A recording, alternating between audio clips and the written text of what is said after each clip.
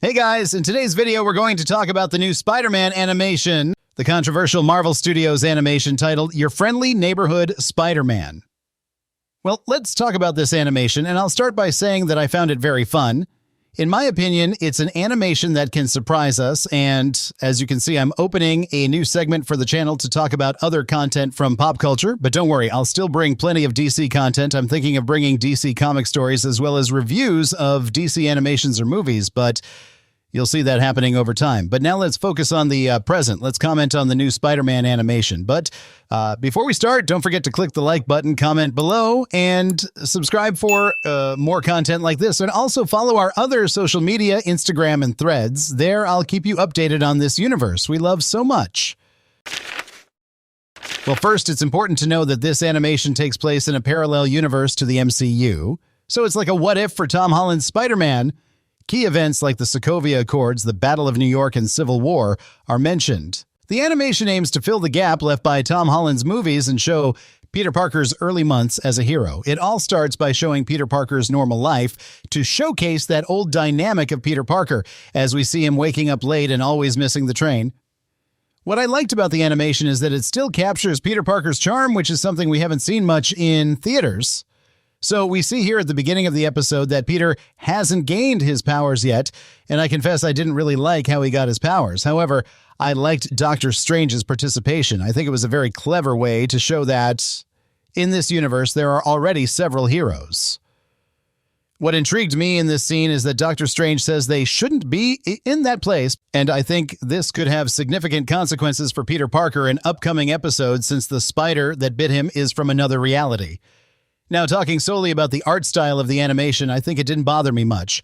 I heard some people criticizing the art style of the drawing, but for me, it really matched this format that the animation presents. It's kind of fun and lighthearted because the concept of the animation is about a teenager with superpowers dealing with his personal life and superhero life, so it makes sense to have this style. Now, what surprised me most about this animation are the fight scenes. Despite having a mix of 3D and 2D styles, the fight scenes are quite fluid. And it's not just in fight scenes. Even when Spider-Man jumps between buildings in the city, those scenes are immersive too. But I won't lie, there are indeed some scenes where the animation looks a bit strange, like characters' facial expressions don't convey much depth of their feelings. It feels a bit static.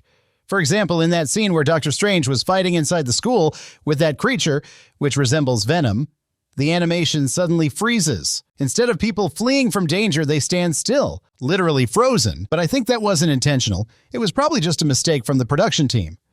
Now, the biggest differences in this universe compared to the main Marvel universe come from Peter's relationships with the characters known from his mythology. For example, Lonnie Lincoln is introduced as a school football star, and just when you think he will somehow be an alternative version of Flash, he actually turns out to be a friendly kid and even becomes a great friend of Peter Parker.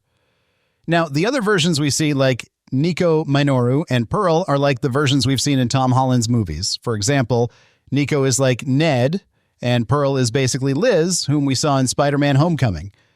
Now, the bolder version of the series comes with Norman Osborn because he basically takes Tony Stark's place. Even the animation makes a point of recreating that same scene from Captain America: Civil War, where Peter finds Tony and Aunt May sitting in the living room. Here's where I think the animation went wrong, because the way they introduced Norman Osborn in this animation makes it clear he won't be the villain we know. It seems more like he will serve as a father figure for Peter, just like Tony Stark did, but that doesn't mean much because, as we saw, he's still not Green Goblin. I actually liked this reference to that scene from Civil War. So, guys, I really don't think this animation is totally bad. Despite some things I didn't like, the animation actually has some really cool scenes of Peter interacting. For example, there's a scene in episode 2 where he fights a villain who shoots fire from his hands, and during the fight, he protects animals. I thought this scene was pretty cool because he has to deal with problems and be responsible for helping animals. It's a different aspect we haven't seen much in cinemas, so I found this dynamic of Peter trying to save animals super valid. Another scene I liked happens at the end of episode 1 when Spider-Man captures a criminal and then gives him a second chance. I thought that was really cool too because it showed more about this Spider-Man's personality. And another thing that the script gets right is showing Peter suffering quite a bit from being Spider-Man. As we see in the animation, he's late to parties in school, so he's facing consequences. They haven't been too big yet since we've only seen 2 episodes, but you can already see that the animation has this sensitivity to show that while Peter Parker continues being Spider-Man, his life won't go very well. So it's a show that I understand has a good essence of Spider-Man. However, what really hinders it is that the animation tries too hard to remind us of MCU stuff, showing Doctor Strange cameos, a photo of Captain America with Norman Osborn, and even Iron Man toys in Aunt May's car. I think that's what messes up the animation. But there are other things I found really cool in the animation. For example, they introduce new characters when Peter goes to Oscorp on his first day of interning.